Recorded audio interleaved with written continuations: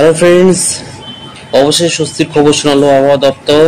আজ অর্থাৎ রবিবার বৃষ্টি হতে চলেছে, তার সঙ্গে সঙ্গে সোমবারেরও আপডেট থাকছে এবং মঙ্গলবারেরও আপডেট থাকছে এই ভিডিওতে।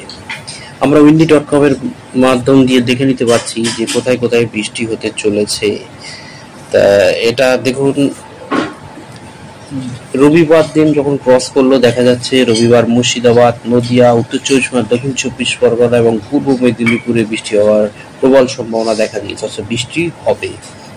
সোমবারে যখনই আমরা ঢুকে গেলাম, সোমবারে কিন্তু আমরা লাইভ যখন চলে আসলাম, এখানে আমরা দেখতে পাচ্ছি, দেখুন এই যে সবুজ এবং বৃষ্টির চিহ্নটা যেগুলো অনেকটাই করে আছে, সেগুলো ভারী বৃষ্টি হবে, নীল সবুজের মাঝখানে যেটা এটা।